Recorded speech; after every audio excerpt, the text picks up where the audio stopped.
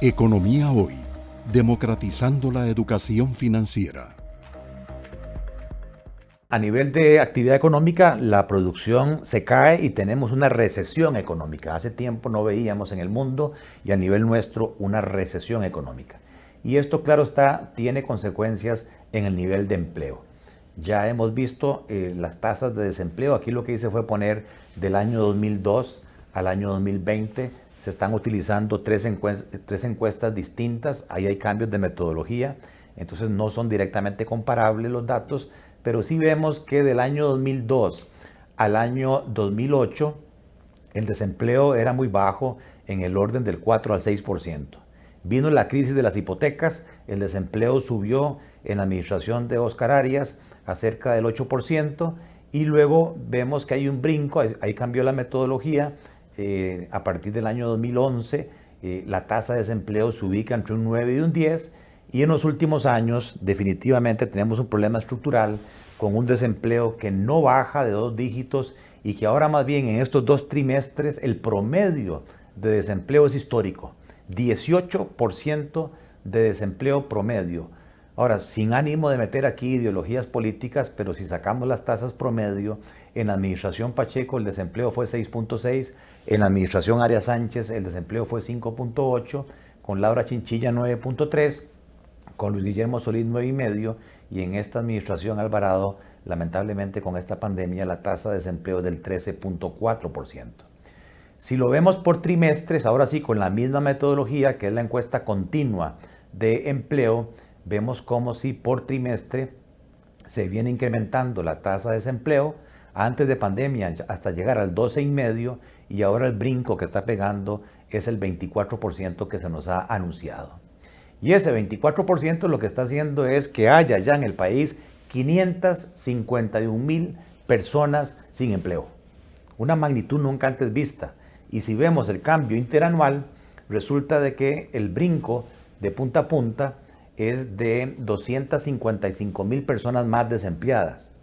Pero solo en el segundo trimestre, con la pandemia, de esas 255,000 personas, 237,000 quedaron desempleadas por la pandemia. Esa es la magnitud en la salud económica del coronavirus.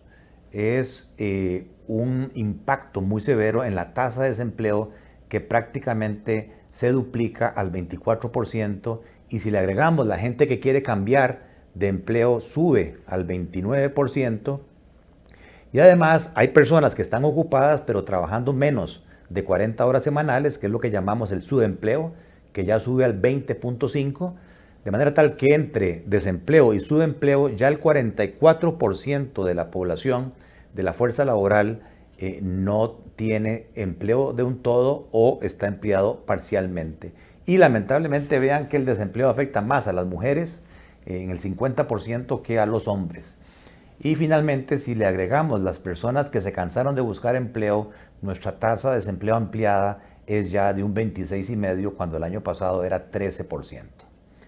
Si ahora lo vemos por rango de edades, lamentablemente el desempleo afecta más a los millennials, afecta más a los jóvenes de 15 a 24 años. Vean esa tasa de desempleo de la fuerza laboral que está en ese rango de edad, el 48% no logra conseguir empleo, el doble del promedio país. O sea que tenemos un problema de desempleo juvenil, y ahora tal vez el experto en política, don Iván, nos puede hablar un poco de eso, porque los jóvenes son más receptivos en consecuencia a captar mensajes de política que le lleve a reclamar el por qué la sociedad no le está dando oportunidades laborales, y eso podría eventualmente traducirse en un voto protesta que podría, según ahora el criterio de mi colega Iván Barrantes, llevar a alguien desconocido al gobierno de este país. Si medimos el desempleo ya no por edades, sino por formación académica, vemos que interesantemente es mayor la tasa de desempleo en personas que tienen una formación universitaria, pero que aún no han recibido el título. Ahí la tasa de desempleo es del 31%. O personas que tienen secundaria pero incompleta, un 30%. Mientras que una persona que tiene un título universitario, la tasa de desempleo es la más baja de todas, un 15%. tal vez un mensaje, todos tenemos hijos, la importancia de darle una herencia a nivel de educación. Llevar a nuestros hijos, y esa es una de las grandes maravillas de este país, educación primaria, secundaria, gratuita, y la educación universitaria, pública, prácticamente también gratuita. Y es una ventaja, es un blindaje cuando la economía entra en crisis, logran protegerse más los que tienen mayor formación académica. Ahora, aquí quería resaltarles en este otro gráfico el impacto que me causó ver esta lámina, y es que la población ocupada, que antes de la pandemia, en el primer trimestre, era de alrededor de 2.200.000 personas, se cae con la pandemia en el segundo trimestre 463.000 personas que perdieron su empleo, que ya no están ocupadas. Eso es un 21% en un trimestre, es muy alto. Mientras que en el sector público, de esos 463.000, pierden el empleo 11.000, 3.6%, y en el sector privado pierden el empleo 451.000, una contracción del 24%. Los números son muy claros. La carga de la pandemia la está llevando el sector privado. Todavía en el sector público no se está sintiendo la magnitud de la crisis.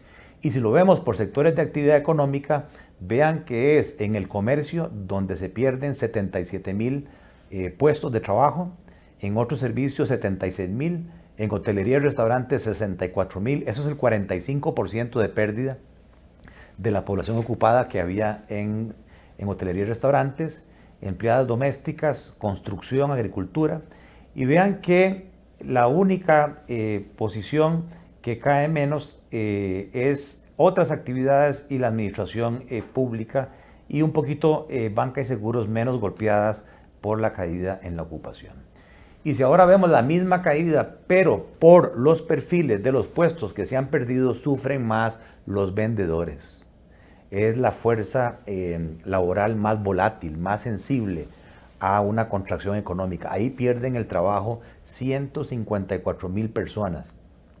Luego le siguen las ocupaciones elementales, la parte de operarios, los técnicos medios, y con menos contracción la parte administrativa, los profesionales, gente calificada en agricultura, e interesantemente el único que crece en ocupación son los puestos de directores y los puestos de gerentes. O sea que aparte del título universitario, las posiciones de alta gerencia, de alta dirección, parece ser que en crisis son más apetecidas que las ocupaciones técnicas o que las ocupaciones elementales o de ventas. Y luego este otro gráfico lo que muestra es la tasa de desempleo más el subempleo país, que decíamos en este segundo trimestre alcanza ya cerca del 40%, son 910.000 personas con problemas de empleo, y si lo comparamos con el primer trimestre del 20, vean que ahí eran 588.000 personas. O sea que en solo un trimestre el país incrementó en 322.000 personas que tienen problemas de ingresos. Y si lo comparamos por regiones, pueden ver la región central, Chorotega, Pacífico, Brunca, Caribe y Norte. No importa la región en la cual nos ubiquemos, la problemática del subempleo y del desempleo, si ven la última parte, se está incrementando esas tasas en 9.7 puntos en la zona Caribe y hasta en 24 puntos porcentuales en la zona Pacífico. O sea, en un trimestre tenemos prácticamente el doble de las tasas normales históricas de empleo y de subempleo.